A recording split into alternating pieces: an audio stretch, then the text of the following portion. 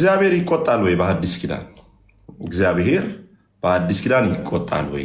ኃጢአታችሁን ቆጥሮ በበሽታ ይቀጣል ወይ? እግዚአብሔር ይቀጣል ወይ? እግዚአብሔር ይቆጣል ወይ? የሚለውን ትምህርት ለትንሽ ሰዓት እንማራለን።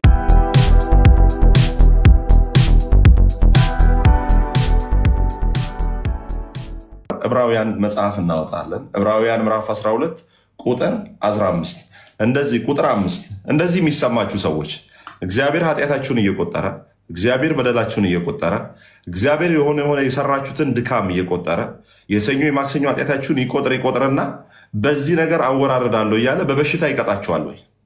በእርግጥ እግዚአብሔር በሐዲስ ኪዳን ይቀጣል ደግሞስ ይቆጣል?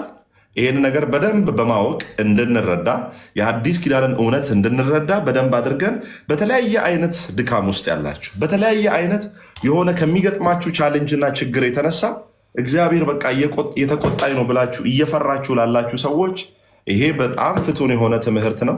ይሄንን ትምህርት እንድትማሩ በጌታ ፍቅር አሳስባለሁ።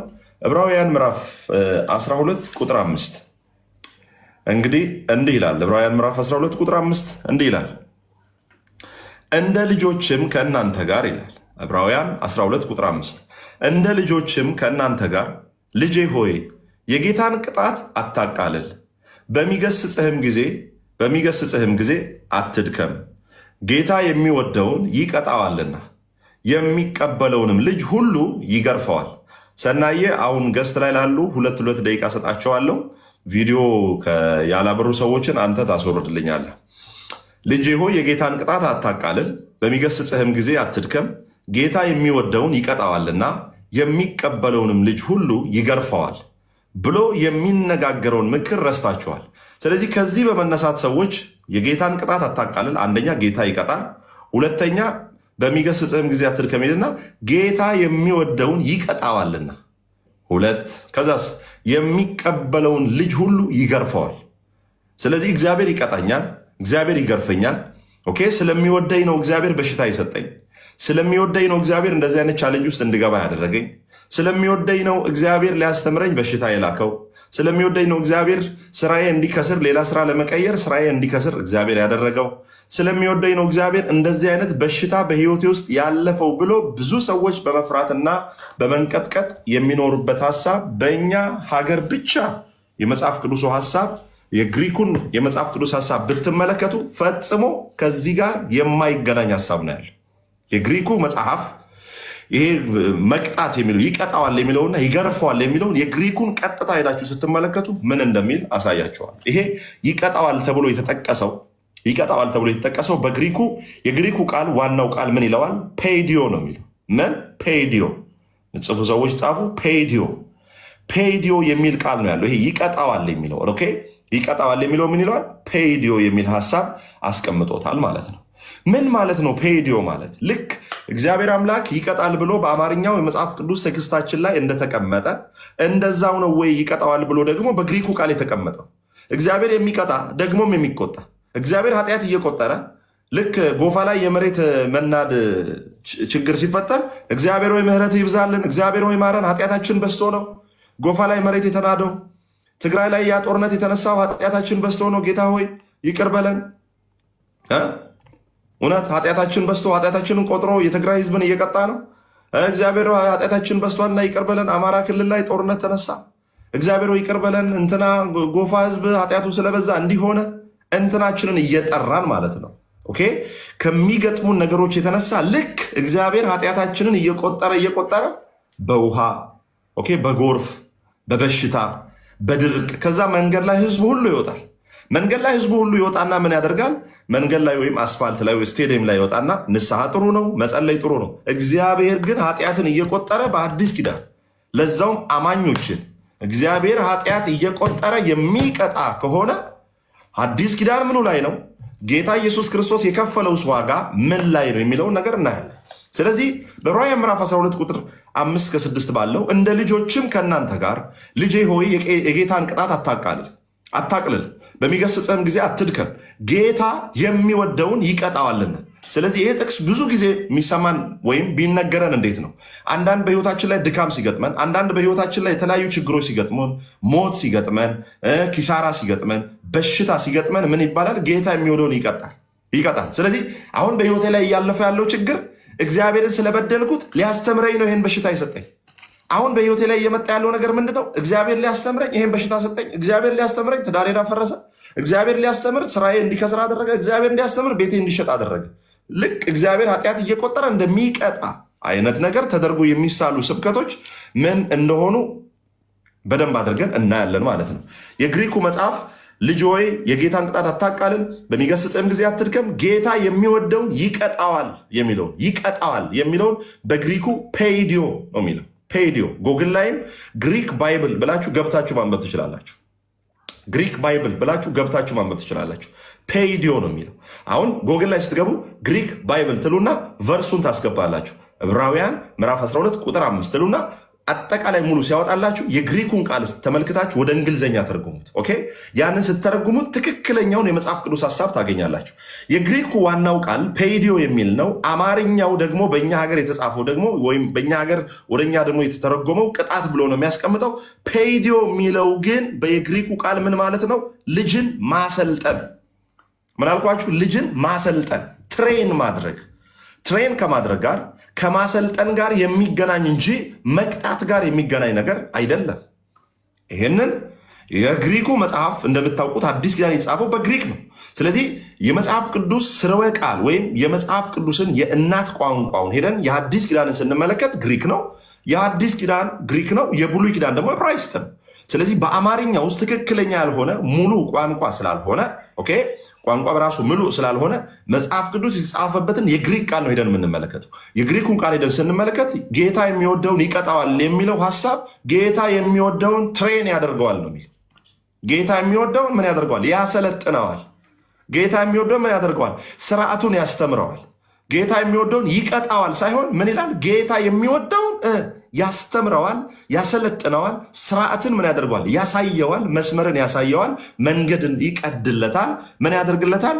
ትሬን ያደርገዋል የሚል ሐሳብ እንጂ ጌታ የሚወደው ልጅ በበሽታ ይቀጣል። ከዛስ ሆድ ሲነፋ ሆድ ሲያብጥ የሆነ በሽታ ሲገጥም አይ እግዚአብሔር ሊያስተምረኝ ይሄን በሽታ ሰጠኝ፣ እግዚአብሔር ሊያስተምረኝ እንዲህ ያደረገኝ፣ እግዚአብሔር ሊያስተምረኝ እንዲህ ያደረገኝ ከሚል ፍርሃት እግዚአብሔር ኃጢአት እየቆጠረ በደላችሁን እየቆጠረ አንድ ጓደኛዬ ባለፈው ሳገኘው እንዲህ አለኝ። አገኘሁት፣ በቲክቶክ ጽፎልኝ አገኘሁት። ከዛ ወደ እኔ ሲመጣ ከአንድ ሰው ጋር ተጋጭተዋል። ከአንድ ሰው ጋር ከዛ በጣም ትልቅ ሰው ነው ሰውየው። ሰውየውን ሰድቦ ነው የመጣው። ልክ ሰውየውን ሰድቦ በጣም ጥንብርኩሱን አውጥቶ ሰድቦት ሲመጣ መንገድ ላይ በጣም እየነዳ ከስፒድ በላይ ተቀጣ። ትልቅ ብር እዚህ ሀገር ማለት ነው 5000 ድርሃም ማለት ነው። በኢትዮጵያ ወደ 200,000 ብር ማለት ነው። ተቀጣ ማለት ነው። ከዛ በኋላ በጣም ተበሳጨ። ከዛ መጥቶ እኔ ነግረዋለሁ ስለ ጌታ ቃል በክርስቶስ ኢየሱስ ያሉ አሁን ከኔ የለባቸውም፣ እግዚአብሔር ኃጢአትን እየቆጠረ የሚቀጣ ኃጢአትን እየቆጠረ እንደዚህ የሚያደርግ አምላክ አይደለም ብዬ ስነግረው እንዴ እኔ እኮ ቅድም እኮ ሰውየውን ስለተሳደብኩኝ እግዚአብሔር የቀጣኝ እየመሰለኝ ነው። እንዴት እግዚአብሔር የቀጣኝ? ኃጢአቴን እየቆጠረ እግዚአብሔር ኃጢአቴን እየቆጠረ አሁን እየቀጣ ያለ ነው የመሰለኝ። ለዛ የእጄን ነው የወሰድኩት ብዬ ነው እያሰብኩ ያለሁት። ምን ቅድም ሰውየውን ስለሰደብኩት አሁን እዚህ ጋር 5000 ድርሃም ወይም በኢትዮጵያ 200,000 ብር እንድቀጣ እግዚአብሔር ያደረገኝ መስሎኝ በቃ ኃጢአቴን እየቆጠረ ኦኬ። ልክ እንደ ውጤት ተቆጥሮ ቢሮ ውስጥ እንዴት ነው መልካም ስራችሁ ተቆጥሮ ፕሮሞሽን እንደሚሰጣችሁ ክፉ ስራ ደግሞ ተቆጥሮ ሰው ወደታች እንደሚባል ማለት ነው። እንደዛው ልክ እግዚአብሔር ቅድም ሰውየውን ስለበደልኩትና ስለተሳደብኩት ይኸው እየከፈለኝ ነው። የዛሬ 10 ዓመት የሰራሁት ነገር አለ ለሱም እየከፈለኝ ነው። ሲታመም በቃ እግዚአብሔር ሊያስተምረኝ ነው ብሎ የሚያስቡ ሰዎች አሉ። በደንብ አድርጌ እነግራቸዋለሁ። ዕብራውያን ምዕራፍ 12 ቁጥር 5 ላይ ጌታ የሚወደውን ይቀጣዋል የሚለውን በግሪክ ሄዳችሁ ብትመለከቱ ፔይዲዮ ነው የሚለው። ፔይዲዮ ደግሞ ትሬን ያደርገዋል፣ ያስተምረዋል፣ ያሰለጥነዋል ነው የሚለው። አሜን። ይቀጣዋል የሚል ሐሳብ የለው፣ ያስተምረዋል የሚል። ስለዚህ እግዚአብሔር ይቀጣኛል በደሌን እያሰበ ኃጢአቴን እየቆጠረ ከባሌ ጋር የተለያየሁት ትዳሬ የፈረሰው ስራዬ ፌል ያደረገው ሱቄ የተዘጋው አገልግሎት ጀምሬ የተቋረጠው በሽታ አሁን ያለህበት መኝታ ላይ ተኝተህ ሆነ እያስቸገረህም ያለ ነገር ሲፈጠር እግዚአብሔር ኃጢአቴን ቆጥሮ ነው ዋጋ እያስከፈለኝ ያለው ከሚል ፍርሃት ውስጥ በጸጋ ወንጌል ነፃ እንድትወጣ እየነገርኩህ እግዚአብሔር በአዲስ ኪዳን የቁጣው በልጁ በክርስቶስ ኢየሱስ መስቀል ላይ አልቋል። ከኢየሱስ ያስተረፈው ቁጣ ለዛውም ላመነ በክርስቶስ ኢየሱስ እርሱን የተከተለን ሰው እግዚአብሔር ለመቅጣት ኃጢአት እየቆጠረ የሚቀጣ ቢሆን 1 ደቂቃ እኛ እንቆይም። እንኳን ምእመን አገልጋዩ ራሱ 1 ደቂቃ በዚህ ምድር ላይ ሰስቴን ማድረግ አይችልም። የትኛውን እግዚአብሔር ነው እየነገሩ ያሉት? በሕግ የተገለጠውን ወይስ በጸጋ የተገለጠውን? ኦፍኮርስ በሕግ ጊዜ እግዚአብሔር አምላክ ይቆጣል። ብዙዎችን ዘዳግም 28 ላይ የሚቆጣው ራሱ እግዚአብሔር መቆጣት ፈልገዋል። ለምን? ኪዳን ፈልገዋል፣ ሕግ ጠይቀዋል። ከሕግ እግዚአብሔርን ምን አድርገዋል? ሕግ ጠይቀዋል። ሕግ ጠይቀው ምንድን ነው ያሉት? በትክክል እግዚአብሔር የሚፈልገውን እያንዳንዱ ነገር እናደርጋለን ነው ያሉት። በትክክል እግዚአብሔር የሚፈልገውን ነገር እናደርጋለን። ስለዚህ አሁን በደንብ መረዳት ያለባችሁ ነገር እግዚአብሔር በሕግ ሊቀጣቸው ሕግን አልሰጣቸው። እነርሱ ግን እግዚአብሔር የሚፈልገው ነገር ሁሉ እናደርጋለን ብለው ከእግዚአብሔር ጠየቁ። እግዚአብሔር ከዛ በፊት የአብርሃምን ኃጢአት ይቆጥር ነበር ወይ? አይቆጥርም ነበር። እግዚአብሔር አብርሃምን በኃጢአቱ ይቀጣው ነበር ወይ? አይቀጣውም ነበር። እግዚአብሔር በእርሱ ያመኑትን የእርሱን የተስፋ ቃል ያመኑትን ከሕግ ከመሰጠቱ በፊት ይገላቸው ነበር? በፍጹም። ያላመኑ ከእርሱ መንገድ ውጭ የነበሩትን ምን ያደርግ ነበር? ይቆጣ ነበር። ኦፍኮርስ በተስፋው ዘር ውስጥ ስለገቡ ከኪዳኑ ከተስፋው የተነሳ ለአብርሃም ኪዳን ገብቷል እግዚአብሔር። አብርሃም መንገድ ላይ ከአጋር እስማኤልን ወልዷል። እስማኤልን በመውለዱ እግዚአብሔር አብርሃምን ቀጥቶታል ወይ? እግዚአብሔር አብርሃምን ቀጥቶታል ወይ? በደንብ አድርጌ እነግራችኋለሁ። በደንብ አድርጌ እነግራችኋለሁ። የእግዚአብሔር ፍቅር ስላልተገለጠባቸው አንዳንድ ሰዎች ይፈራሉ። ሃይማኖት ቤት ያሉ አሁን አንዳንድ ኦርቶዶክሳውያን ልደነግጡ ትችላላችሁ። የማስተምሩ ትምህርት ያስደነግጣችኋል። ለምን? የእግዚአብሔር ፍቅር በክርስቶስ ኢየሱስ እናንተ ውስጥ ስላልፈሰሰ በፍርሃት ውስጥ ነው ያላችሁ። አቤት የዚያን ጊዜ ክርስቶስ ሲመጣ ትንሹም ትልቁም መግቢያ መውጫ ሲያጣ የሚል መዝሙር እየዘመርክ ደግሞ በስራዬ የት ይሆን መግቢያ የሚል ፍርሃት ውስጥ ያለ ሰው ይሄ ስብከት ሊከብደው ይችላል። ለሃይማኖተኛ ይሄ ስብከት አይመችም። ሐሰተኛ አስተማሪ፣ ይሄ እንደፈለገ ሆኖ የሚል አስተማሪ አንተ ልትል ትችላለህ። የእግዚአብሔር ፍቅር በውስጡ የፈሰሰ የክርስቶስ ኢየሱስን እግዚአብሔር ነው የምሰብካችሁ። የሀበሻውን እግዚአብሔር አልሰብካችሁም። ዶንት ኤክስፔክት ቱ ፕሪች ኦኬ አባውት ሀበሻ እግዚአብሔር። የሀበሻ እግዚአብሔር ጋሽ ቦጋለ የሚባል ሰውዬ እየቀጠቀጠው ያሳደገው ፓስተር ይመጣና እግዚአብሔር ይቀጠቅጣል ይላል። አለቀል፣ ጠፋ፣ መግቢያ መውጫ አጣ፣ በቃ እያንዳንድሽ አለቀልሽ እያለ የሚሰብክ ከተቀጠቀጠውና ከተደበደበው ተነስቶ ነው። መጽሐፍ ቅዱስ ከአስተዳደጋችን አይነሳም። መጽሐፍ ቅዱስ ከወደቁ ሰዎች አይነሳም። መጽሐፍ ቅዱስ የምንሰብከው በክርስቶስ ኢየሱስ ከተገለጠው ከእግዚአብሔር ተነስታል። ስለዚህ እኛ ጌታ ኢየሱስ ክርስቶስ ኑሩ ያለን በሕግ ሳይሆን በፍቅሬ ኑሮ ነው ያለን። ስለዚህ በክርስቶስ የተገለጠው እግዚአብሔር እያንዳንዱን ቁጣውን መስቀል ላይ በክርስቶስ ላይ ጨርሶ ወደኛ ዘወር ሲል ከቁጣ ወደ ምሕረት ነው ዘወር ያለ። ስለዚህ እግዚአብሔር ዛሬም የሚመለከተን በክርስቶስ ኢየሱስ በኩል ነው።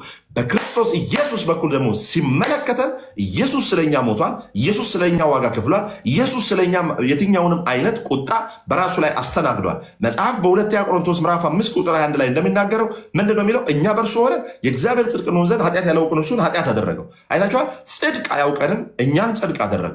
ኢየሱስን ኃጢአት አያውቀውም፣ እርሱን ኃጢአት አደረገ። ስለዚህ አሁን እግዚአብሔር አይቆጣኝም ስል በሚገባ እግዚአብሔር አይቆጣኝም።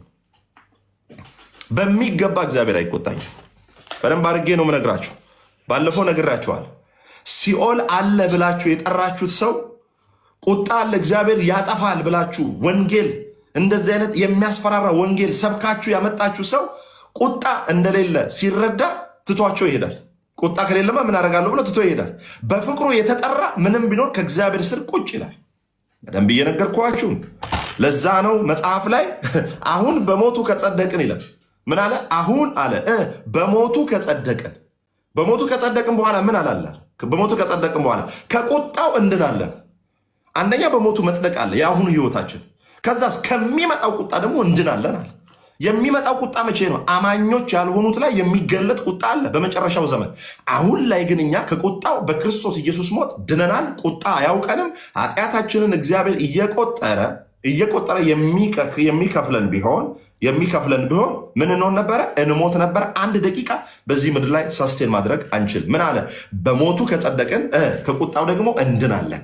ስለዚህ እግዚአብሔር ምንድነው? ባለፈው የነገርኳችሁ ቃል አለ። 1 ዮሐንስ ምዕራፍ 4 ቁጥር 16 ደስ የሚል እግዚአብሔር ቃል አለ። እንዲህ ይላል። ሃሌሉያ! እንዲህ ይላል። እኛም 1 ዮሐንስ ምዕራፍ 4 ቁጥር 16 እኛም እግዚአብሔር ለእኛ ያለውን ፍቅር አውቀናል አምነንማል። አሁን ያወቅነው ያመንነው እኛ ለእግዚአብሔር ያለንን ፍቅር ሳይሆን እግዚአብሔር ለእኛ ያለውን ፍቅር። አዲስ ኪዳን እኛ ለእግዚአብሔር ያለንን ፍቅር አይደለም። አዲስ ኪዳን እግዚአብሔርን መማረክ ሳይሆን በእግዚአብሔር መማረክ ነው።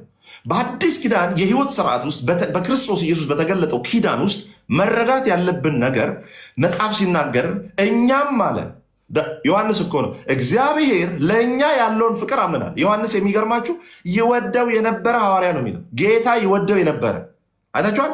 ጌታን ይወደው የነበረ ዮሐንስ አይልም። ዮሐንስ መወደዱን አውቆ የሚኖር ሰው ነው። ኦኬ፣ ለዛ ነው እንዲህ ያለ እኛም እግዚአብሔር ለእኛ ያለውን ፍቅር አውቀናል፣ ከዛስ አምነንማል። ኢየሱስ ክርስቶስ ጌታ ነው። ከዛስ እግዚአብሔር ፍቅር ነው። ፍቅርም በፍቅርም የሚኖር በእግዚአብሔር ይኖራል፣ እግዚአብሔርም በእርሱ ይኖራል። አንድ ሰው ኮሜንት እያየው ነው። ጌታ ይባረክ። ዛሬ ነው ገና ጌታን የተቀበልኩታል።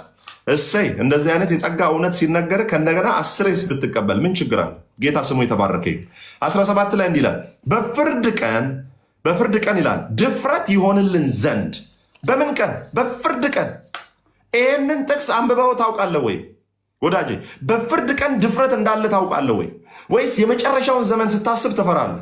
ባለፈው እንደነገርኳችሁ በማቴዎስ ወንጌል ምዕራፍ 24 ላይ እስከ መጨረሻው የሚጸና እርሱ ይድናል። ትንሽ ደንግጣል፣ አይዞ፣ በኋላ ደግሞ ትገረማለህ። እግዚአብሔር ለአንተ ያለውን ፍቅር ስነግርህ ዋው ትክክል ነው ትላለህ። አይታል መጽሐፍ ቅዱስ ሲናገር እስከ መጨረሻው የሚጸና እርሱ ይድናል የሚለውን ሐሳብ ይዞ አንዳንድ ሰው በፍርሃት ውስጥ አለ። እስከ መጨረሻው ይድናል የሚለውን ቃል መቼ ነው የተጠቀሰው? ሐዋርያት ቁጥር 3 ላይ ሲጠይቁት ምን አሉ?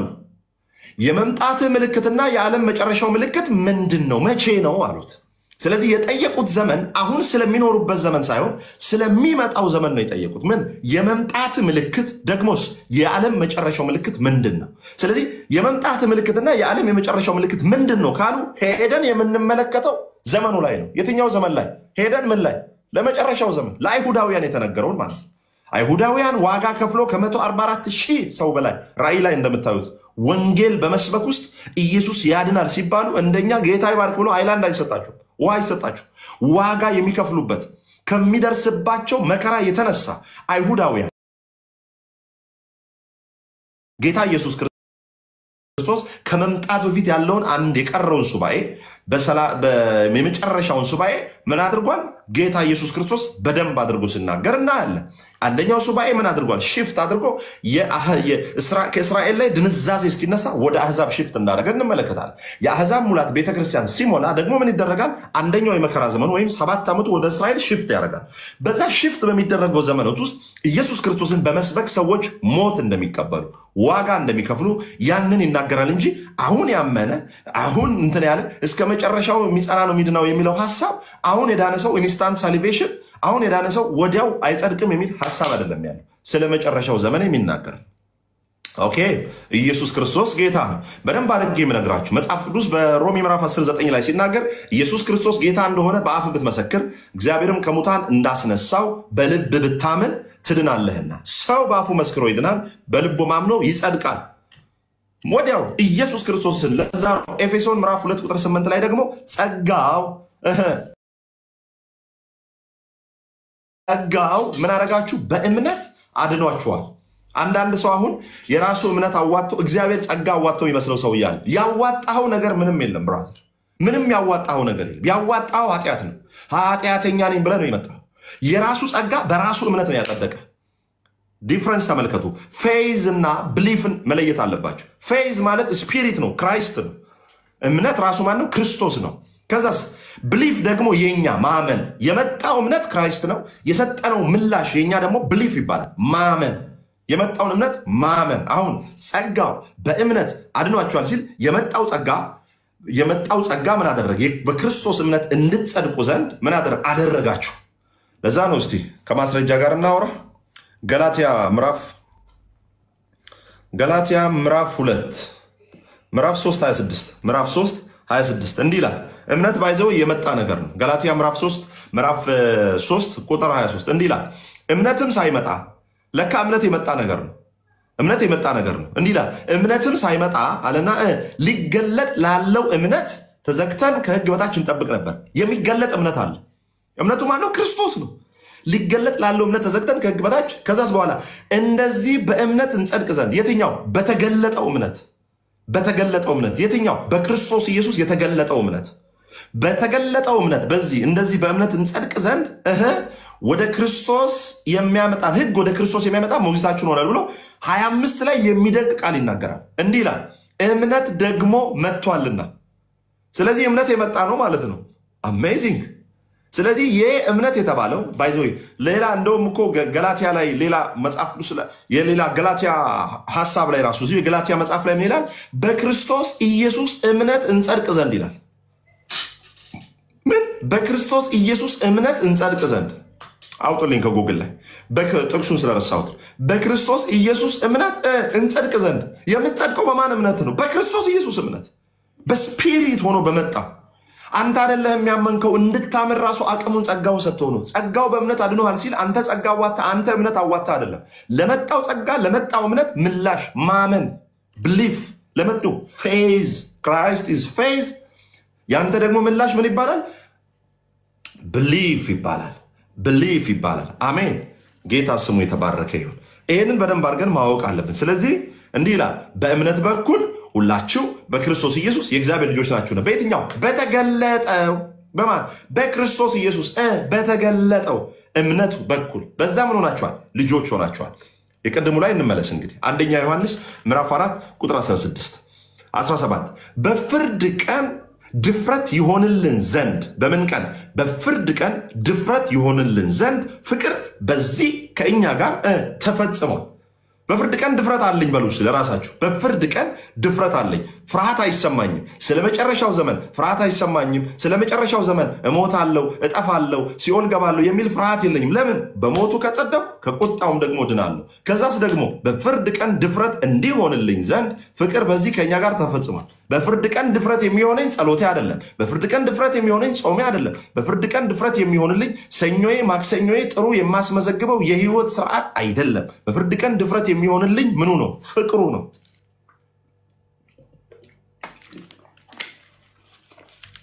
አሜን። በፍርድ ቀን ድፍረት ይሆንልን ዘንድ ፍቅር በዚህ ከኛ ጋር ተፈጽሟል። እርሱ እንዳለ መቼ?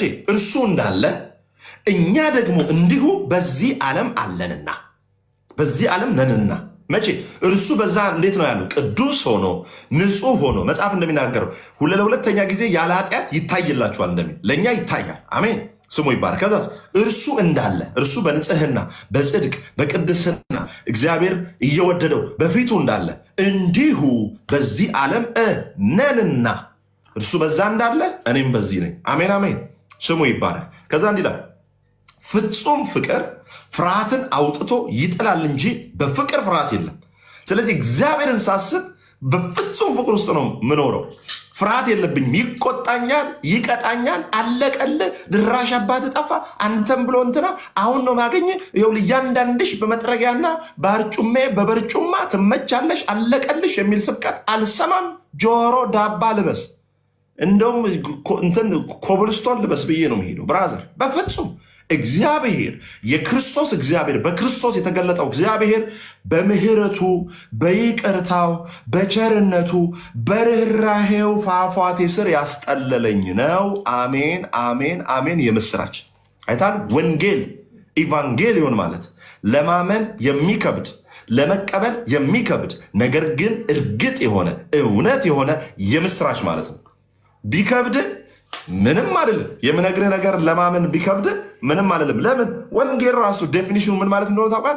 ለማመን የሚከብድ እንዴት ሆኖ ሀውካም የምትለው ነገር ግን እውነት የሆነ ጌታ ይባላል። እርግጥ የሆነ የተረጋገጠ ኢየሱስ ክርስቶስ ጌታ ነው። ከዛ እንዲላል ፍጹም ፍቅር ፍርሃትን አውጥቶ ይጥላል እንጂ በፍቅር ፍርሃት የለም። ፍርሃት ቅጣት አለውና ፍርሃት ውስጥ ሲኦል እንዳልገባ ጌታ እኔ ሲኦል እንዳልገባ አይደለም ጌታ ኢየሱስን ያመንኩት የህይወት የዘላለም ህይወት ስለሆነ ሲኦልን ፍራቻ አይደለም በእግዚአብሔር ፊት የምወጣው የምገባው።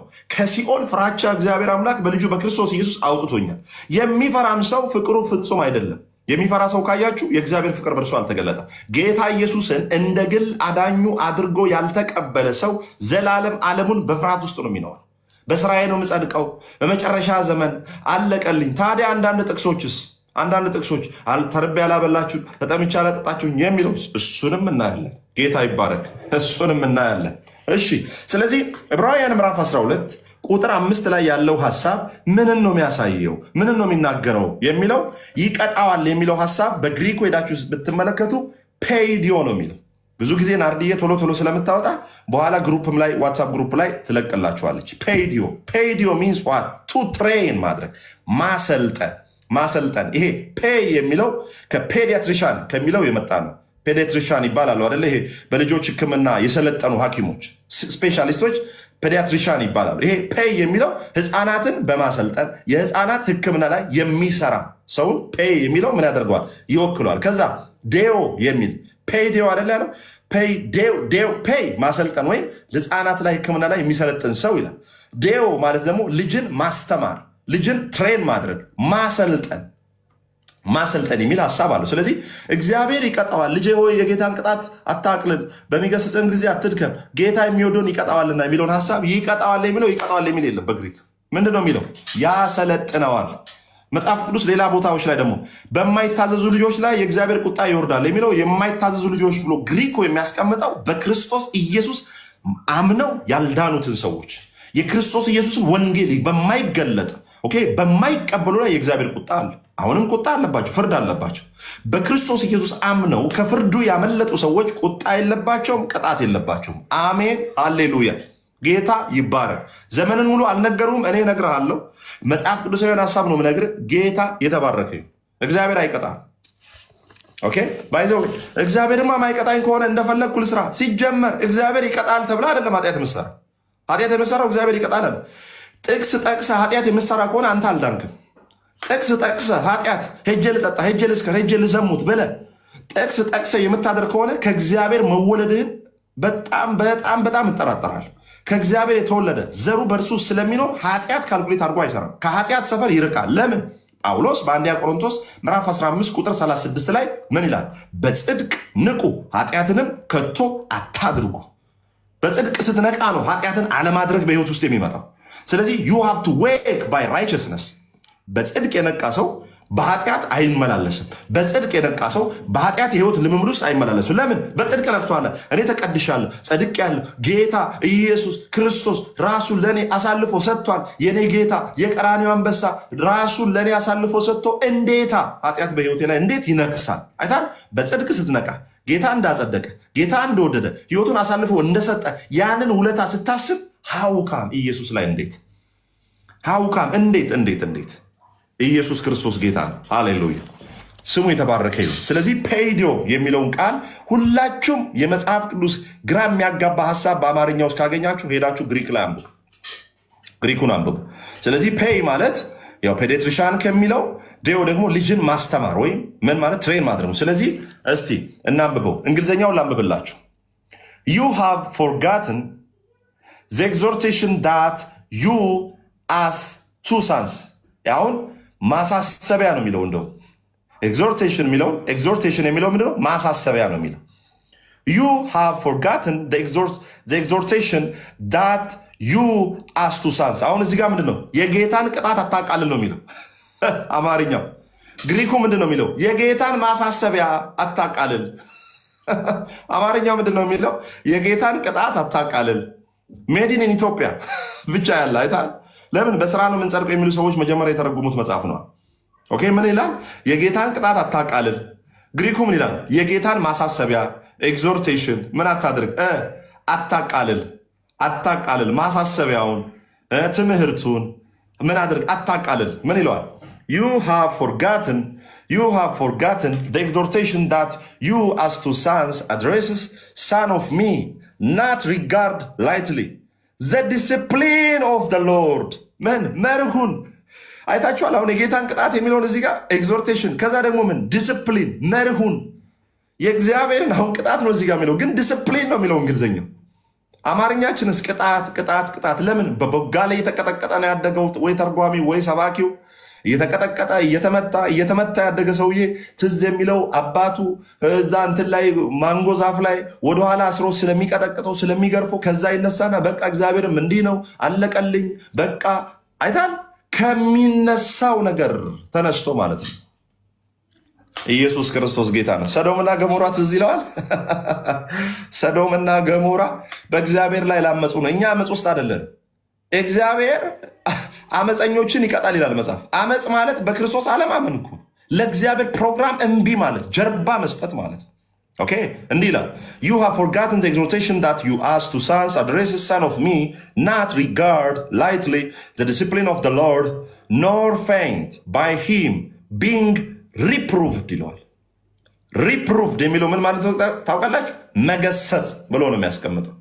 reproved ከዛስ ደግሞ ኤግዞርቴሽን ማሳሰቢያ፣ ዲስፕሊን ስርዓት፣ መርህ፣ አማርኛውስ ቅጣት፣ አለቀል፣ ይገርፈዋል ይላል። የሚቀበለውንም ልጅ ሁሉ ይገርፈዋል። አማርኛው ምንድን ነው ብራዘር? በሰላም ነው ወይ እንዴ? ይገርፈዋል፣ ይቀጣዋል፣ ይወንትን ይለዋል፣ ያፈርሰዋል፣ እያንዳንዱን እንደዚህ ከተክተዋል ምናምን ምናምን። አይታችኋል? ግሪኩም እንግሊዘኛው አያውቁም። ኤንኤኤስቢን አንብቡት። ግሪኩ ላይ ሄዳችሁ ኤንኤኤስቢን በደንብ አድርጋችሁ መማር አለባችሁ። የግሪኩን ባይብል ተመልከቱ። ለምሳሌ አማርኛ ላይ ኤፌሶን 4:4 አንድ ሃይማኖት ብለው ነው ያስገቡት። ግሪኩ ምንድን ነው የሚለው? ዋን ፊዴ ነው የሚለው። አንድ እምነት፣ ዋን ክርስቶስ፣ አንድ ጌታ፣ ዋን ደግሞ ምን ባፕቲዝም፣ አንድ እምነት፣ አንድ ጥምቀት፣ ከዛስ አንድ ጌታ። እነሱ ደግሞ ሲተረጉሙ ምን አሉ? አንድ ሃይማኖት ምን ብቻ? ኦርቶዶክስ ብቻ ሲተረጉሙ አንድ ሃይማኖት፣ ከዛስ አንድ ጥምቀት፣ ከዛስ አንድ ደግሞ ምን ጌታ። አይታችኋል? አንድ እምነት የሚለውን ሃይማኖት። በክርስቶስ ኢየሱስ አንድ እምነት ነው ያለው። በመጽሐፍ ቅዱስ ውስጥ አንድ እምነት ነው ያለው። ምንድን ነው ሲባል በክርስቶስ ኢየሱስ አምኖ የዘላለም ሕይወት ማግኘት። በሃይማኖት ንቁ፣ ቁሙ፣ ጎልምሱ። ግሪኩ ምንድን ነው የሚለው? በእምነት ቁሙ፣ ጎልምሱ፣ ጠንክሩ ነው የሚለው። እነሱስ በሃይማኖት ቁሙ፣ ጎልምሱ። ሃይማኖትን እግዚአብሔር አምላክ ከምድር ላይ ያጠፋዋል። ውሸት ስለሆነ፣ ተዋንያን ስለሆኑ፣ ሃይማኖታውያን ውሸታሞች ስለሆኑ ማለት ነው። ስለዚህ ጥቅሱ እግዚአብሔር እንደ ልጆች ያደርጓቸዋል ነው የሚለው። ልጆቹ ስለሆንን ደግሞ ልክ ምድራዊ አባቶች ለልጆቻቸው እንደሚያደርጉት ስርዓት ዲስፕሊን በማሰልጠን እግዚአብሔር ያስይዘናል፣ ስርዓት ያስይዘናል። መጽሐፍ ቅዱስ ለዛ ነው በአንደኛ ጴጥሮስ ምዕራፍ 2 ላይ ሲናገር ምንድን ነው የሚለው? በሁለተኛ ጴጥሮስ ምዕራፍ 1 ላይ ሲናገር ምንድን ነው የሚለው? እግዚአብሔርን ለመምሰልና ምን አለ? እግዚአብሔርን ለመምሰልና ለህይወት የሚያስፈልገውን ሁሉ ስለሰጠን። ዋው! ምን አለ? እግዚአብሔርን ለመምሰልና ለህይወት የሚያስፈልገውን ሁሉ ስለሰጠን። ስለዚህ እግዚአብሔርን ለመምሰል፣ ሁለተኛ ደግሞ ለህይወት ሁሉ የሚሆነው ነገር ተሰጥቶናል። ምን? እግዚአብሔርን ለመምሰል ራስን አስለምድ እንጂ እግዚአብሔር እንድትመስል እቀጣለሁ አላለም። ራሱ እግዚአብሔርን እንድትመስሉ ራሱ እግዚአብሔር ምን አስቀምጦላቸዋል? መካኒዝም፣ ጸጋውን አስቀምጧቸዋል። ጸጋው የሚያድን ብቻ አይደለም፣ ዓለማዊ ምኞትንም እንድትክዱ የሚያደርግ ጸጋንም ጭምር ይሰጣል እንጂ እየቀጠቀጠ እየደበደበ ሆድ ቁዝር እያለ ለንግስ ፀሐይ የጠገበ ከበሮ ሆኖ ሆድ አብጦ ሃሌሉያ ለጌታ ክብር፣ ጌታ በሆድ ቁርጠት፣ በአሜባ፣ በታይፎድ፣ በታይፈስና በተለያዩ አይነት ጃርዲያ እግዚአብሔር እያስተማረኝ ነው። ሃሌሉያ። ምን ሆናል ብራዘር? እሺ እግዚአብሔር እያስተማረ ነው አይደለ? ለምን ታዲያ ትጸልያለህ? ያስመርቃል፣ በሞት ያስመርቅ። ግራጁዌት አርጋ የምትማረው በሽታ አይደል? ስለዚህ ለምን ትጸልያለህ? ለመፈወስ። እንደ እግዚአብሔር እያስተማረ እኮ ተማር እንጂ ተመረቅ እንጂ። ስትመረቅ ስትሞት ዋው ኮንግራጁሌሽንስ፣ በእንትን ሞቷል፣ በታይፎድ በጃርዲያ ሞቷል ጌታ ይባላል። ለምን? እግዚአብሔር የሚወደውን ይቀጣዋልና ተብሎ ተጽፏል። እግዚአብሔር ከሞትክ በኋላ ነው እንደ ስርዓት የሚያስተምር። በበሽታ በታይፎድ ራስ እጅን ሳትታጠብ ነው የምትበላው። ብዙ ጊዜ ከበላ በኋላ ስለምትታጠብ ከዛ በኋላ ሆድህን ያመሃል። ሲያምን ከዛ ለጌታ ክብር እግዚአብሔር ሊያስተምረኝ ነው ይህን ነገር የሰጠኝ። ስነ ስርዓት ብራዘር፣ ስነ ስርዓት። ቀዩን ያየ እግዚአብሔር ጋር ትጫወት። የራስ ችግር። እንደፈለክ ሄደ በስጋ የሆነ ነገር እያጨርክ የሆነ በሽታ ስትቀበል እግዚአብሔር ሊያስተምረኝ ነው። ተው እንጂ ተው ብራዘር። እስቲ ለራሳችሁ ይህንን ጠይቁ። ልጃችሁን ለማስተማር ስትሉ የመጨረሻ ከባድ በሽታ ታመጡባቸዋላችሁ። ልጃችሁን ለማስተማር ልጆቻችሁን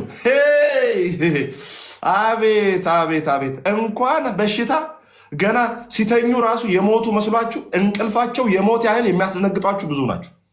አሁን እኔ ኤደን አብሮ አደጌ ናት። እዚህ ጋር ኤደን የምትባለው ልጅ ማለት ነው። አሁን ልጅ አላት፣ በጣም የምትወደው ልጅ አላት። ልጇን እኛ ሁሉ ነው የምንወደው። በቃ አንድ ሀገር ነው ያደግነው ማለት ነው።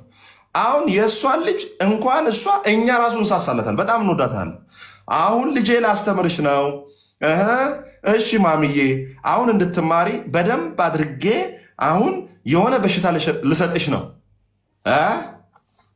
ተው እንጂ ብራዘር ተው። ለራስ ቢሆን በልጆች ላይ የማታደርገውን እግዚአብሔር በእኔ ላይ ያደርጋል ብለህ እንዳታስብ። ለምን የሰማይ አባት እንዲህ የሚያደርግ ይመስላል?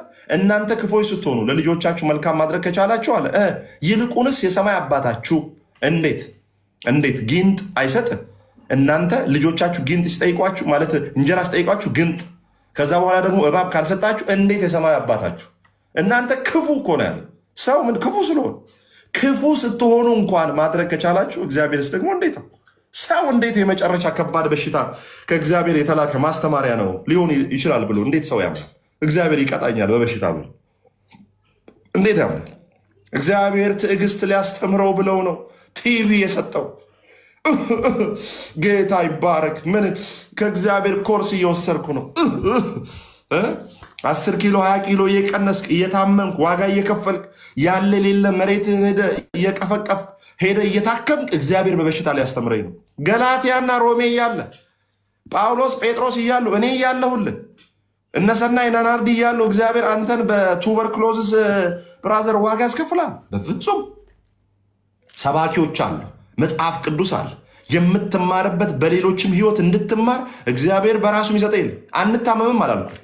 አንታመም የሚለው ስብከት ራሱ ያጋንንት ነው። ባይዘው ህመም ይመጣብናል። ህመሙ ስላለ ነው በመገረፉ ቁስል ተፈውሳችኋል የሚል። እንታመማለን በህይወታችን ላይ ድካም። አሁን እኔ ራሱ እያመመኝ ነው እያስተማርኳቸው ያለሁት። ጉንፋን ደግሞ ወገቤን ቅድም ሰናይ ጋር አውርተን ነበር በቪዲዮ ጉንፋንና እንትን እየሰበኩ ይኸው በላብ መልክ እየወጣልኝ አይታል። ጌታ ይባረክ። ሃሌሉያ። ለምን ማስታገሻ ወሰርኩኝ ዋትኩኝ። ማስታገሻው በደንብ አድርጎ እያወጣልኝ ከዛ በኋላ ደግሞ በደንብ አድርጌ ምርጥ ሻወር ገባለሁ፣ ተጠቅልዬ እተኛለሁ። ምን አገናኘው እግዚአብሔር? አይ እኔ እያገለገልኩ ስለሆነ አይታችኋል። አንድ የኦርቶዶክስ ሰውዬ ሰይጣን እኛ ላይ በጣም ይከፋላል፣ ውጊያው በጣም እኛ ላይ ይከፋል። እኔ በጣም ስለምቋቋመው እኔ ላይ በጣም አድርጎ ነው ሰይጣን የሚመጣው ይላል። ሰይጣን እኔ ላይ ነው በጣም የሚመጣዋል፣ ይዋጋኛል። ከዛ ሰይጣን አወጣለሁ ያለ ራሱ ሆስፒታል ውስጥ ሲል ተገኘ። ሃይማኖት ውሸታም ነው። እኔ አሁን አገልጋይ ስለሆንኩ ነው ጉንፋን የሚይዘኝ፣ አገልጋይ ስለሆንኩ ነው ጎሮሮ የተያዘው አይደለም። ትላንት ጉንፋን የያዘው ሰው አግኝቼ ነበር። ምንም የሚገናኝ ነገር የለም። ጉንፋን የያዘው ህፃን ልጅ ይዤ ነበር፣ ስሜ ነበር፣ ያዘኝ። ምን ያገናኘው? ምን ያገናኘዋል? ብራዘር እግዚአብሔር እኔን ለማስተማር ቃላብዬ ጌታ ኢየሱስ ይባርክ።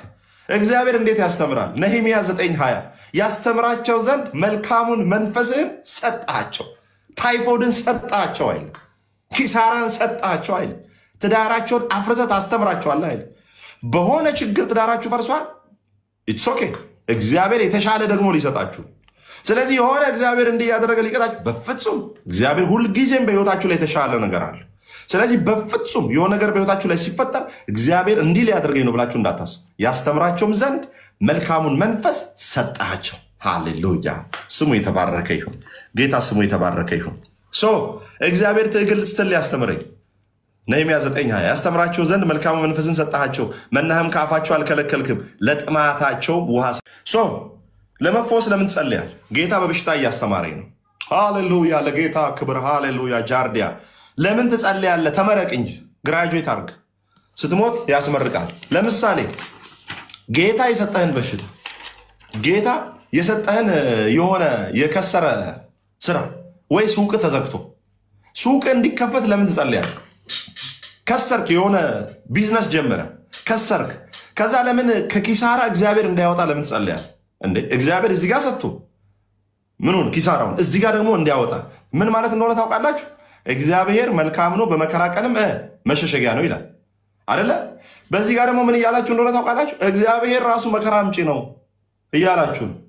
እዚህ ጋርስ ከመከራ መሸሸጊያ ነው። ኧረ እባካችሁ እንዴት እዚህ ጋር መከራ አምጪ ነው ብለህ እዚህ ጋር ደግሞ ከመከራ መሸሸጊያ ነው ብለህ እንዴት ትችለዋለህ? እግዚአብሔር እንዴት እንደዚህ እንለዋለን? በፍጹም ኦኬ፣ በፍጹም። ስለዚህ እግዚአብሔር የሚያስተምረን ትምህርቱ ጠቃሚ እንዲሆን እኛ በህይወት መኖር አለብን። ሰው ከሞተ በኋላ ትዕግስት ምንም ጥቅም የለው። የእግዚአብሔር የጽድቅ ቁጣ ኢየሱስ ክርስቶስ ጌታ ነው። የእግዚአብሔር የጽድቅ ቁጣ መስቀል ላይ ልጁ ላይ አርፎ በርዷል። ምን አልኳቸው? የእግዚአብሔር የጽድቅ ቁጣ መስቀል ላይ በገዛ ልጁ ላይ አርፎ የእግዚአብሔር ቁጣ በርዷል። ቁጣው በርዷል። የእግዚአብሔር ቁጣ በመስቀል ላይ ያለ ልክ ወርዷል። ክርስቶስ ኢየሱስ እኛ ላይ ሊመጣ የነበረውን ቁጣ፣ እኛ ላይ ሊመጣ የነበረውን ፍርድ በራሱ ሰውነት ላይ አስተናግዷል። እርሱ ክፍያችን ነው። ታማሃል ወይ? በመገረፉ ቁስል ትፈወሳለህ፣ ፈውስን ትቀበላለህ። ከየት? ከመስቀሉ ስራ ላይ። ታማሃል? ያመመ ቦታ ትይዝና በጌታ በኢየሱስ ስም አባት ሆይ በዚህ ድካም ውስጥ ነው ያለሁት፣ በመገረፍ ቁስል ተፈውሻለሁ፣ ፈውስን ትቀበላለህ እንጂ የእግዚአብሔር ቁጣ ዛሬ እኛ ላይ ቢያርፍ አንዲት ደቂቃ በምድር ላይ አንኖርም። ስለዚህ የእግዚአብሔር ልጆች ነን። ከእግዚአብሔር ቁጣን ሳይሆን ፍቅርን ነው የምንጠብቀው። አሜን። በአሮጌው ኪዳን መንገድ በፍጹም አንሄድም። በአዲስ ኪዳን እግዚአብሔር ልጅን በማሰልጠን እንጂ በመቅጣት አይደለም የሚያምነው። ስለዚህ ልጆች መልካም የሆነ አስተዳደግ እንዲያድጉ ትምህርትና ስርዓት ስልጠና አለ። ቢኮዝ ኦፍ ዋይ መጽሐፍ ቅዱስ በኤፌሶን ምዕራፍ 4 ላይ ምን ብሎ ይናገራል? ኤፌሶን ምዕራፍ 4 ላይ ስልጠና ስላለ ምን ብሎ ይናገራል? ይኸውላችሁ ኤፌሶን ምዕራፍ 4:11 እርሱም አንዳንዶች ሐዋርያት፣ ሌሎችም ነቢያት፣ ሌሎችም ወንጌል ሰባኪዎች፣ ሌሎችም እረኞችና አስተማሪዎች እንዲሆኑ ሰጠ። ከዛስ ሁላችን የሰጠው ለምንድን ነው? ለማስተማር እኮ ነው። ለምን አለ? ሁላችን የእግዚአብሔር ልጅ በማመንና በማወቅ ወደሚገኝ አንድነት፣ ከዛስ ሙሉ ሰውም ወደ መሆን፣ ከዛስ የክርስቶስም ሙላቱ ወደሚሆን ወደ ሙላቱ ልክ እስክንደርስ ድረስ ቅዱሳን አገልግሎትን ለመስራትና ለክርስቶስ አካል ሕንፃ ፍጹማን ይሆኑ ዘንድ። እኛን ፍጹማን ለማድረግ እግዚአብሔር አገልጋይ ነው የሰጠው፣ በሽታ አይደለም ወዳጄ። ጌታ ስሙ የተባረከ ይሁን። ለምሳሌ አሁን ናርዲ ወይም ዘውዱ ልጃችሁ እሳት እንዳይነካ ልጃችሁን በጋለ ስቶቭ ላይ ወስዳችሁ እጁን ትተረኩሳላችሁ እሳት እስኪሆን ድረስ፣ እጁ እስኪከስል ድረስ፣ እሳት በእሳት ሆኖ የልጃችሁ እጅ እስኪጠበስ ድረስ ስቶቭ ላይ ታደርገዋል? አታረገውም። በፍጹም አታረገውም። እንዴት ታዲያ እግዚአብሔር ወስዶ የሆነ ካንሰር ላይ ያስቀምጣል? በሽታ በመስጠት አንተን የሚያስተምር አንተ ልጆችን ለማስተማር እንደዚህ አይነት ነገር ካልተጠቀምክ እንዴት እግዚአብሔር ባንተ ህይወት ላይ እነን ያደርጋል? ሌላው መንገድ ላይ ልጃችሁ ኳስ የተጫወተ አስቸገር። መንገድ ላይ ልጃችሁ ኳስ የተጫወተ ሲያስቸግር ሁለተኛ መንገድ ላይ ትጫወት ብላችሁ በመኪና የልጃችሁ እግር ላይ በጎማ ታልፋላችሁ? አታልፉም። በፍጹም አታልፉም። በፍጹም የማናደርገውን ነገር ባናወራ ጥሩ ነው። የማናደርገውን ነገር ኦኬ፣ የማናደርገውን ነገር ባናወራ ጥሩ ነው።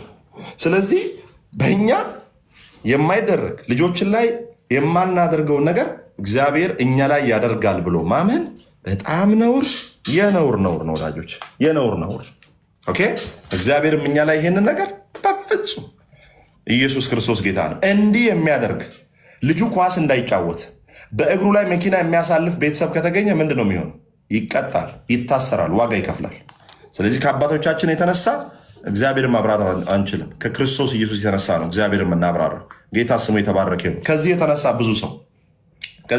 ብዙ ሰው በእንደዚህ አይነት ትምህርቶች ምክንያት አማኞች እግዚአብሔር በእነርሱ ተቆጥቶ ሊያጠፋቸው የሆነ አጋጣሚ እየፈለገ እንዳለ ይሰማቸው። የሆነ አጋጣሚ በቃ እግዚአብሔር ትላንት ያስቀየምኳት የዛሬ 1 ዓመት የሰራሁትን ያችን እግዚአብሔር ቆጥሮ ሊቀጣቸው እንደሆነ ዋጋ ሊያስከፍላቸው እንደሆነ ይሰማቸዋል ብዙ ሰዎች።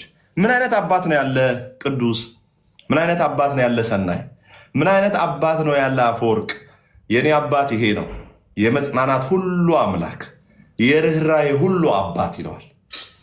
ርኅራኄን ታውቋል? የርኅራኄ አባት እግዚአብሔር ነው። አባቱ እግዚአብሔር ነው። ርኅራኄ አባዬ የሚለው እግዚአብሔር ነው፣ ርኅራኄ ራሱ። ስለዚህ አምላኬ አባቴ ምን አይነት ነው ሲባል የርኅራኄ አምላክ ደግሞ የመጽናናት አባት ነው። ስሙ ይባረክ። እግዚአብሔር ርኅራኄ ታውቃል? ለዛ ነው አገኘው ሲዘምር ምን አለ መሰል? ርኅራኄ አላለቅም፣ ጻድቅ እርሱን ታምኖ አልወደቀም። 7 ወድቆ ነበረ 7 ያነሳ፣ አንዴ ወዶታልና እንደምን ይርሳው። ተንሰፈሰፈለት አንጀቱ፣ እንደምን ሰፊ ናት ትዕግስቱ። ሃሌሉያ! የአበሻውን እግዚአብሔር እያስለቀኩ ነው። የክርስቶስን እግዚአብሔር እንድታገኘው እያረኩ ነው። አሜን አሜን። ስሙ የተባረከ ይሁን። የአባት ምን አይነት ነው? የመጽናናት አባት ነው። የምን? የርኅራኄ አምላክ። የርኅራኄ አምላክ ማንነቱ ራስ ርኅሩህ ነው። ሩህሩህ ሁልጊዜ የሚራራ እንጂ በሽታ የሚሰጥ አምላክ አይደለም። ከሃዲውም ጴጥሮስ ዋጋ ያስከፈለውን ጴጥሮስ ጌታ በበሽታ ነው የቀጣው? አልቀጣው። የቀጣው በምን እንደሆነ ታውቃለህ? በብዙ አሳ ነው የቀጣው። በመልካምነቱ ቀጣው። ጴጥሮስ እንዴት ቀጣው? በሹመት ቀጣው። የሐዋርያት አባት ኢየሱስ ጌታ እኮ ነው። አንተ በብዙ አሳ ሰጥቶ ምን አደረገው መሰለ? ቀጣው። በምህር ኢየሱስ እንደው እኔ ሁሉ እንደዚህ እየካድኩ እኔ አሁን ሰው ነኝ ብሎ እኮ ነው ውሃ ውስጥ የገባው። ራቁቱን የነበረ ሰው ልብስ ከለበሰ ምንድን ነው የሚሆነው? ከውሃ ሊወጣ ነው ብላችሁ ነው የምታስቡት? ያን ሁሉ ጊዜ ከርቶት ከዛ አሳ እያሰገረ ጌታ ኢየሱስ ክርስቶስ መጣና አሳ ልጆች የሚባል አሳ ሲያበዛ እንዲህ ነው ሰው ነኝ አለና ራቁቱን የነበረ ሰው ሲለብስ ምንድን ነው የሚሰማቸው? ከውሃ ሊወጣ እኮ ነው የምትሉት። ልብሱን ለበሰና ከእንደገና ውሃ ውስጥ ዳይቭ ራሱ ምንድን ነኝ? ለምን ደሞ አጣወኝ? ኢየሱስ በምህረት አስጨነቀኝ፣ በምህረት ቀጣኝ። እሰይ ስሙ ይባረክ። ስለዚህ ጌታ ኃጢአታችሁን ድካማችሁን እየቆጠረ እናንተን የሚቀጣ ክፉ አምላክ አይደለም። ይሄ ምን እንድናደርግ ያደርገናል? እርሱን በመውደድ ለእርሱ በጽድቅና በቅድስና እንድንኖር ያደርገናል። ስሙ የተባረከ ይሁን። ስለዚህ በምትኩ ከእያንዳንዱ ክፉ አጋጣሚ በሽታና ህመም ጥበቃ መቀበል እንችላለን። ኦኬ፣ ከእያንዳንዱ ክፉ አጋጣሚ በሽታ፣ ህመም ከነዚህ ነገሮች ጥበቃ እንቀበላለን። በኢየሱስ መገረፍ ተፈውሰናል። ኢየሱስም ተገርፎ አንተም ተገርፈ እንዴት ትችላለህ ወዳጅ? አይሆንም። መዝሙር 103 ላይ እግዚአብሔር የፍቅር ቃል አለው ለአንተ። መዝሙር 103 ላይ እንዲህ ይላል። መዝሙር 103 ላይ ወዳጅ ከቁጥር 1 እስከ 5 ነፍሴ ሆይ አሜን አሜን፣ ነፍሴ ሆይ እግዚአብሔርን ባርኪ አጥንቶቼም ሁሉ የተቀደሰ ስሙን። ከዛስ ነፍሴ ሆይ እግዚአብሔርን ባርኪ ምስጋናውን ሁሉ አትርሺ። ከዛስ በኋላ ኃጢአትሽን ሁሉ ይቅር የሚል ከዛስ ደዌሽንም ሁሉ የሚፈውስ። ደዌን የሚሰጥሽ መዝሙር 103 ኖ ደዌው ነፍሴ ሆይ እግዚአብሔርን ባርኪ አጥንቶቼም ሁሉ የተቀደሰ ስሙን። ከዛስ ነፍሴ ሆይ እግዚአብሔርን ባርኪ ምስጋናውንም ሁሉ አትርሺ ኃጢአትሽን ሁሉ ይቅር የሚል ደዌሽንም ሁሉ የሚፈውስ። እግዚአብሔር ይቀጣል ይቆጣል? በፍጹም። ህይወትሽን ከጥፋት የሚያድናት ወደ እግዚአብሔር ወደ ጥፋት ያመራል? መጽሐፍ ቅዱስ ምንድን ነው የሚለው? እግዚአብሔር ማንም ሰው በክፉ ነገር ቢፈተን በእግዚአብሔር ይፈተናሉ አይበል። ራሱ በራሱ ይፈተናል እኮ ነው የሚለው። ሰው በራሱ ይፈተናል። እግዚአብሔር ምን ይላል? ከዛ እግዚአብሔር ራሱ በክፉ አይፈትንም አይደለም የሚለው፣ አይፈተንምና። ምን ነው የሚለው? ያዕቆብ ላይ አይፈተንምና። ለምሳሌ አሁን እኔ ሰናይን ብሰድበው ሰው ስለሆነ ሰናይ በጣም ተማረው ታክሶኝ እንደው አበዛ ብሎ ከእንደገና ምርግ ሊያደርግብኝ ይችላል። ስድብ ምን አደረገ? እኔ በክፉ ስወስድበት እሱ በክፉ ተሸነፈ። እግዚአብሔር በክፉ አይፈተንም። ስትክደው አይክድህም። መጽሐፍ ቅዱስ ብንክደው ራሱ አለ እርሱ የታመነ ሆኖ ይኖራል። አንተ ብትክደው ለአንተ ታማኝ ሆኖ ይኖራል እግዚአብሔር። ጴጥሮስ እየካደው ለጴጥሮስ እግዚአብሔር ታማኝ ሆኖ ይኖራል። አይታል በክፉ አይፈተንም። ስትሰድበው የሚሳደብ አምላክ አይደለም ያለ። ሲደክም የሚደክም አምላክ አይደለም ያለ። ለምን? በክፉ አይፈተንም። ስትሰድበው አይሰደብም። እኔ አንድን ሰው ሰድቤ አንተ ደግሞ አሁን አንድ ሰው ሲሰድብ ምን ይሆናል? እሱ ምን ይሆናል? በክፉ መፈተን ይባላል። ኦኬ፣ በክፉ መፈተን ይባላል። ታዲያ ይሄ ሁሉ ችግር ምድር ላይ ያለው ምንድን ነው? የሰው ችግር፣ የእናንተ ችግር፣ ዘረኝነት፣ እርስ በርስ የምትጣሉት ዘረኝነት፣ ረሃብ፣ ስራ አለመስራት፣ ዘረኝነት ውስጥ መግባት፣ አለማረስ፣ ኦኬ፣ አለመስማማት፣ በሃይማኖት መከፋፈል። እግዚአብሔር ምን አገባ? ይሄ ሁሉ ችግር ምድር ላይ ያለው የሰው ችግር፣ እግዚአብሔር ምን አገባ? እኔ ይሄ ሁሉ ችግር ምን ሆንኩኝ? ደስታ ሰላም ነኝ። ጌታ ይባላል። በእግዚአብሔር ሰላም ደስ ብሎኝ እየኖርኩ። ዶክትሪን ከችግር አይነሳም። ከእግዚአብሔር መልካምነት ከእግዚአብሔር ማንነት ተነስተን እንጂ ዶክትሪን የምንገነባው እሺ ምድር ላይ ያለው የሁሉ ችግር ኢየሱስ ከመሞቱን በፊት ችግሩ ነበር። በዓለም ከዓለም እንድታወጣቸው ሳይሆን በዓለም እንድጠብቃቸው እኮ አለ። ለምን? ዓለም ላይ ችግር ስላለ መከራ ስላለ ምን አለ? በዓለም እንድጠብቃቸው። እኛ ተጠብቀን ያለ ነው። ዓለም ውስጥ ችግር አለ። መጽሐፍ ቅዱስ በዓለም ሳላችሁ መከራ አለባችሁ አለ እኮ። መሸጫውን ኢየሱስ። ታዲያ የሁሉ መከራ የምትለው ምንድነው? ምትለይ ሴትዮ ምትለይ ሰውዬ መጽሐፍ ምን ይላል? በዓለም ሳላችሁ መከራ አለባችሁ። መከራ አለብን። መከራ አለ አይደል? አይዟችሁ እኔ ግን ዓለምን አሸንፌዋለሁ። ጌታ ይባረክ። እንዲህ ይላል፣ ነፍሴ እግዚአብሔርን ባርኪ ምስጋናውንም ሁሉ አትርሺ ኃጢአትሽን ሁሉ ይቅር የሚል ደዌሽንም ሁሉ የሚፈውስ ሕይወትሽን ከጥፋት የሚያድናት በምህረቱና በቸርነቱ የሚከልልሽ ከዛስ ምኞትሽን ከበረከቱ የሚያጠግባት ጎልማሳነትሽን እንደ ንስር ያድሳል። ኢየሱስ ክርስቶስ ጌታ ነው። እግዚአብሔር ይቅርታ አድራጊ ነው፣ ለተበደሉ ሁሉ ይፈርዳል እያለ ይቀጥላል። ጌታ ስሙ የተባረከ ይሁን። ኃጢአትህን ሁሉ ይቅር ብሎሃል፣ ከበሽታዊ ሁሉ ይፈውሳል፣ ከጥፋት ሁሉ አድኖሃል፣ በቸርነቱ ከልሎሃል። ወጣትነትህ እንደ ንስር እንዲታደስ እግዚአብሔር ምኞትን ሁሉ በበረከቱ ያጠግባሃል። እግዚአብሔር ለሰው በሽታ የሚሰጥ ጨካኝ አምላክ ነው ብሎ ያስተማረህን ያንን ጌታ ያንን ሩሩ አባትህን በከንቱ አትክሰሰው። እንደዛ ብሎ የሚሰብክ ሰው ካለ ተለይ፣ እልፍ በል፣ ተለይ፣ እልፍ በል ወዳጅ፣ እልፍ በል። ለእኔ አገልግሎት 10,000 ብር ስላልሰጠሽ ነው ትዳርሽ የፈረሰው። ከአገልግሎት ጎን ቆመ ብዬ እኔ 20,000 ብር እንድሰጭ ተናግሬ 20,000 ብር ለአገልግሎት ስላልሰጠሽ ነው ስራሽ የከሰረው። ወይኔ ምን አለ ለእግዚአብሔር ሰው በሰጠው፣ ምን አለ እንዳሰጪ በ20,000 ብር እንደውም ከቻልሽ ሄደሽ ኩሪፍቱ የሆነች አንድ ቀንም ቢሆን ተዝናንተሽ ነይ እንዳሰጪ። ሰምተሽኛል? እንደዛም ያስፈራራሽ ሰው ካለ ለድሃ ስጭ፣ አትስጭ ለእንደዛ አይነት ሰው። መጽሐፍ ቅዱስ ምንድን ነው የሚናገረው ሲባል ጌታ በልግስና የሚሰጠውን ይወዳል። ጋድ ላቭስ ቺርፉል ጊቨር። የቤተ ክርስቲያን ቆርቆሮ እንዲደረደር ያንተ ፈልቶ የቀዘቀዘ የቃሉ ወተት ዓለም አቀፍ ቤተ ክርስቲያን ቆርቆሮ ጣሪያ እንዲወጣ እንትን ትሆኛለሽ እንዲህ ትሆኛለሽ አለቀልሽ በሚል ስብከት ገንዘብ የምትሰበስብ ሰውዬ መገንዘብህን ራስህ ብትሰበስብ ይሻላል። አታስፈራራ። ክርስቶስ ኢየሱስ የሞተለትን ህዝብ ነገ አሁን እኛ ቸርች ቢልድ ልናደርግ እንችላለን፣ ልንመራ እንችላለን። በፍጹም እንደዚህ ብለን አንጠይቅ። በፍጹም እግዚአብሔር ለዚህ ቤተክርስቲያን ይሄን ወጪ ያስፈልጋል። የቻላችሁ ሰዎች ይህንን አድርጉ። የምትችሉ በእግዚአብሔር ስራ ላይ እጃችሁን ዘርጉ። ያልቻላችሁ ጌታ ይባርካችሁ። እንደውም እንሰጣለን ለተቸገሩ ሰዎች። አሜን እንጂ እግዚአብሔር የቀጣኝ እገሌ ነቢይ እንትና ስጭኝ ብሎ ስላልሰጠኝ ነው። በኢሞ የምታጭበረብሩ፣ በቴሌግራም የምታጭበረብሩ፣ አሁንም የምትሰሙ የምታጭበረብሩ ሰዎች ስርዓት ያዙ። በፍጹም እንዲያታድርጉ። እናንተ አገልጋይ ከሆናችሁ የሚያስፈልጋችሁን ሳትጠይቁ ሰዎች ያደርጉላችኋል። በማስፈራራት ሰው ለፍቶ ጥሮ ግሮ የሚያመጣውን ደሞዝ አንተ ቁጭ ብለህ በማስፈራራት አታገኙ። አገልጋይ ከሆንክ ሳትጠይቅ እግዚአብሔር ስለአንተ የሰው ልብ ላይ ምን ያደርጋል? ያከብዳል። ከዛስ የእግዚአብሔር ሰው ስለአንተ ሳስብ እግዚአብሔር ልቤ ውስጥ ሞላ፣ ይሄንን ላደርግ በቃ ይሄ ነው ጌታ ሞልቶን። አሜን ቴንክ ዩ ሶ ማች አመሰግናለሁ። ትቀበላለህ። ለምን? ከወንጌል ቀለብተኛ እንድንሆን መጽሐፍ ቅዱስ ምን አድርጓል? ደንግጓል። የሚያበራየውን በሬ አፉን አትሰሩ። ማበራየት የሚያውቅ ሰው አለ? ማበራየት ማለት ምንድን ነው? ይሄ መውቃት እኮ ነው። በሬ እየዞረ ጤፍ ላይሆን ይወቃዋል። በእግሩ ሲሄድ ጤፉ ይወጣል፣ ፍሬ እየሄዱም ይበላሉ ከዛ ውስጥ ማለት ነው። ማበራየት ማለት ነው። ወንጌል እያገለገለ ጳውሎስ መንፈሳዊ ነገር ወደ እናንተ እየዘራ ስጋዊ ነገር ከእናንተ ምናጭት ምንም ችግር የለውም ማለት። ለምን? ደንግጓል። መግብሃል ወይ? አስተምርሃል ወይ? በደንብ አድርገህ አስተምራቸዋል? ተከታትላቸዋል ወይስ ጥሩ መኪና ይዛ ስለመጣች ያንን ሴትዮ ኦችማ ጥሩ መኪና ይዞ የመጣችው ስለዚህ ችን ሴትዮ በደንብ አድርጋችሁ ስልኳን ያዙ፣ አይ ሴትዮ ደግሞ በኮንጎ ጫማ ነው የመጣችው እሷን ኮንጎ ብራዛቪል ክተቷት ብለህ እንደዛ ነው ስብከትህ? እንደዛ ነው? እንደዛ ከሆነ ረጅም አትሄድም። 5 ዓመት ታገለግላለህ፣ ከዛ ትረሳል። ብዙ አገልግለው የተረሱ ሰዎች አሉ።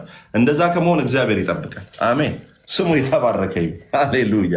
ስለዚህ እንደዚህ ስላደረግሽ ነው ይሄ ነገር የሆነው። እንደዚህ ልንገራችሁ አይደለ? እኔ ጠይቄ እንኳን ባትሰጡ ይራሱ ምንም በህይወታችሁ ላይ የሚፈጠር ነገር የለም።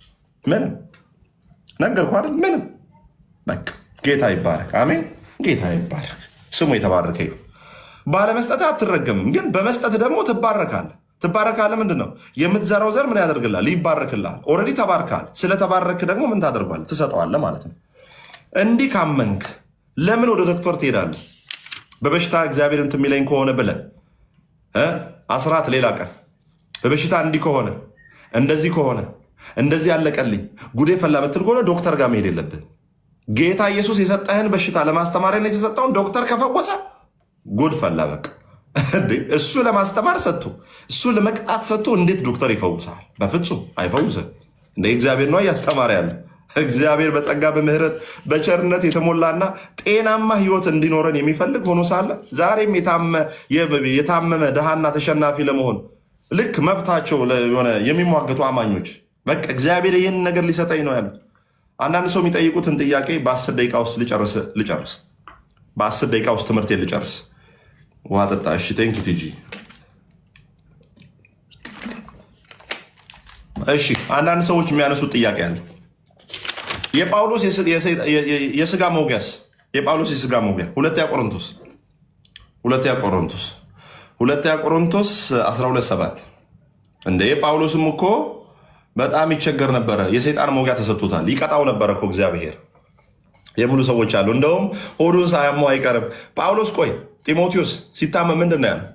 ለሆድህ ህመም ትንሽ የወይን ጠጅ ውሰድ ነው ያለው እንጂ ጸልይ፣ አይ እግዚአብሔር ሊያስተምረ ነው ይህን በሽታ የሰጠ ብሎታል አላለው። በፍጹም አላለው። ለሆድህ ህመም ትንሽ ወይን ጠጅ ተጎንጭ። ለምን? ለእነሱ ወይን እንደ ውሃ ነው፣ እስራኤላውያን ለበሽታ የሚወስዱት ነገር ነው። አሁን አንተ ሰውዬ ሆድህን ሲያመ ይበልጥ ሌላ መጠጥ ወስደ ጨጓራ ከሚነድ ዝም ብለህ ሂድና አንቲባክቴሪያ ብትወስድ ይሻላል።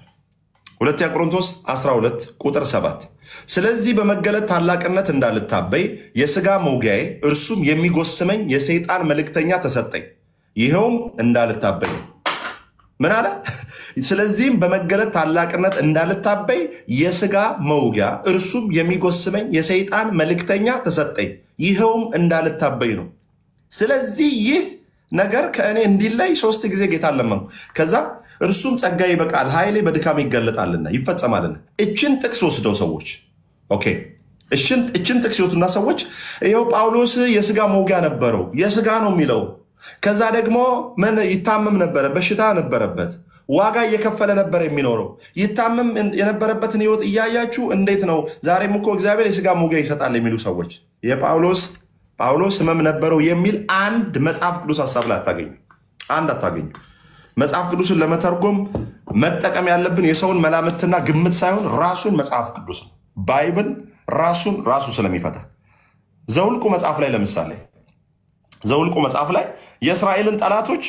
የእስራኤልን ጠላቶች መውጊያ ተብሎ ተጠቅሷል። ምን ላይ? ዘውልቁ ላይ የእስራኤል ጠላቶች እኚህ ፍልስጤማውያን፣ ኬጣውያን፣ ኢያቡሳውያን፣ ከልቅዶማውያን፣ ፌርዛውያን፣ ከነአናውያን ምን ተብሎ ተጠቅሰዋል? መውጊያ ተብለዋል። ምን መውጊያ ተብሎ ተጠቅሰዋል። ስለዚህ አሁን ጳውሎስ እዚህ ጋር በመገለጥ ታላቅነት እንዳልታበይ የስጋ መውጊያ ተሰጠኝ ሲባል ምንድነው ሰው የሚያስበው? አይ በሽታ ነው የተሰጠው። መውጊያ የሚለው ቃል ታውቃላችሁ፣ መጀመሪያ ላይ አንድ ነገር ሜንሽን ከተደረገ ዳት ኢዝ ዘ ሜን አይዲያ። ፈርስት ሜንሽን ሎም ይባላል ባይብል ላይ። ቀድሞ ያ ነገር ከተፈጸመ ማለት ቀድሞ ያ ነገር ከተጠቀሰ ዋናው ነገር ከዛ ትርጉሙን ከዛ ነው የምትወስዱት ይባላል ባይብል ላይ። ኦኬ ፈርስት ሜንሽን ሎ ይባላል። ይሄ ፈርስት ሜንሽን የተደረገው መውጊያ መቼ ነው? ዘሁልቁ ላይ መውጊያ ይላቸዋል። የማንን? የእስራኤልን ጠላቶች። ስለዚህ አሁንም የስጋ መውጊያዬ የሚጎስመኝ ከዛ አለና የሰይጣን መልእክተኛ፣ በሽተኛ ሳይሆን ምን የሰይጣን መልእክተኛ። ስለዚህ የሰይጣንን ፕሮግራም ተጭኖ እሱ ሰብኮ ሲወጣ ሄደው የሚያደፈርሱ ሰዎች አሉ። ሰዎች ናቸው የተሰጡት፣ በሽታ አይደለም። ጳውሎስ ሰብኮ ሲወጣ አሁን ጳውሎስ የሰበካችሁ ስብከት ትክክል አይደለም፣ ዝም ብሎ እየዋሻችሁ ነው፣ ጳውሎስ የነገራችሁ ነገር ትክክል አይደለም እያሉ ምንድን ነው የሚያደርጉት? ይዋሿቸዋል። እግሩን እየተከተሉ የሰይጣን መውጊያዎች እነኚህ ናቸው።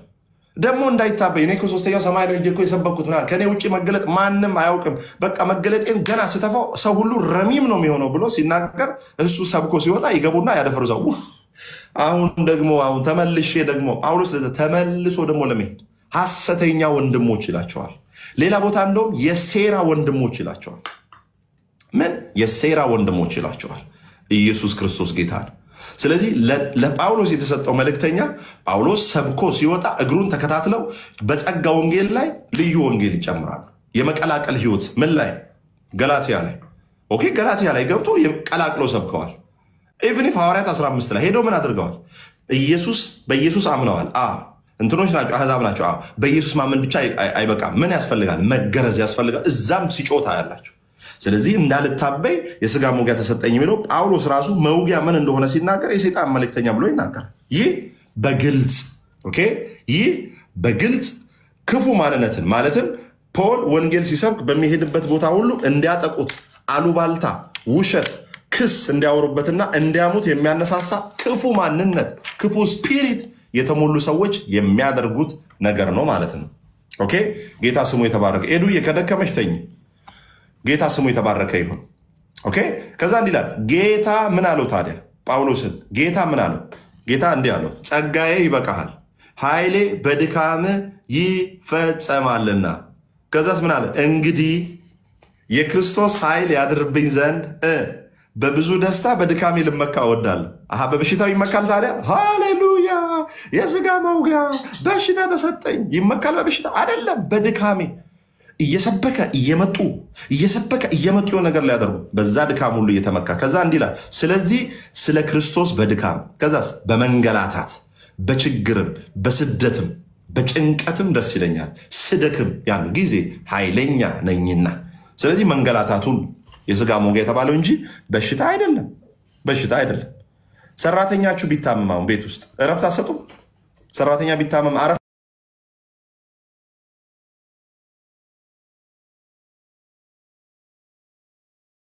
ኢየሱስ ሁሉ ቀን በሽታ የሰጠው ሂድ አገልግል ይለዋል? አይ ቻል አድርጎ አውቄ ነው ይሄንን እንትን የሰጠው ቻል አድርጎ ፖልዬ እንደምንም ብለህ ሄደህ ስበክ ይለዋል? በፍጹም።